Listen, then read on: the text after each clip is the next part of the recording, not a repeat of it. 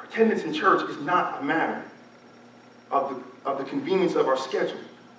It's not just if it feels like it, if I have time, if it's raining or if it's sunny. That's not why we're here. We're here because God has a calling on each one of us, indirectly to walk with humility and gentleness and kindness, so that directly we can build up the body of Christ. Yeah. So that we can give glory to his name.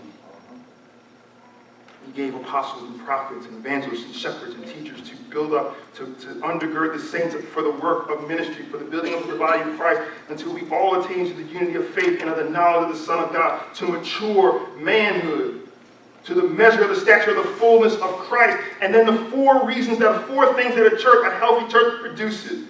In verse number 14 it says, so that we may no longer be children, tossed to and fro by the waves and carried about by every wind of doctrine.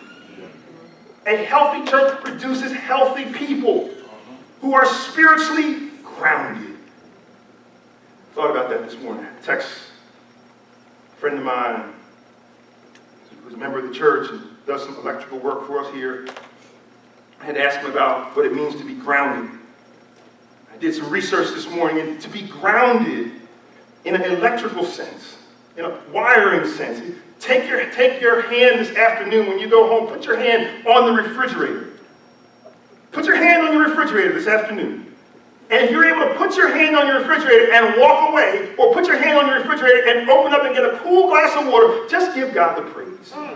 Because to be spiritually grounded, just like your refrigerator, everybody who has a refrigerator could understand what it means to be grounded. Because in your refrigerator, there's a current that's running through. Your refrigerator is a big metal box. Now we know that electric current and metal, it goes through the metal. Sitting on rubber feet, right?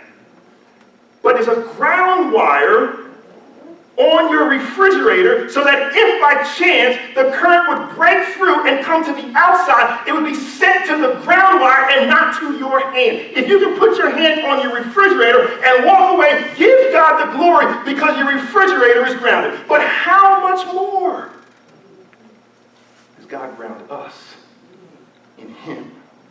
What God is doing in the church, what God is doing through the messaging of the church, through the sharing, through the fellowship of the church, is he's spiritually grounding us so that we're not tossed to and fro by every wind of doctrine, that we're up one day and down the next, that we can find levelness, that we can find joy in our fellowship with God, because he is grounding us spiritually in him. He says the purpose here of the church is so that we may no longer be children. We're going to be spiritually grounded adults. We're no longer children. We are no longer dabbling in childish things, in childish idle chit-chat. We are finding ourselves no longer in the childish ways of Christ, where one day we have faith and one way we do not. He says that you can stop being tossed to and fro and back and forth by every wind and wave of doctrine, that some say this is what salvation looks like. This is what a healthy church looks like. This, jump at this and flip at this and do this. He says you can be spiritually grounded adults.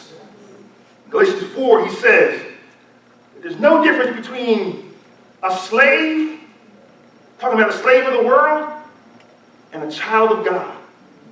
Even though the child inherits all of God, if the child stays a child, then there's no difference.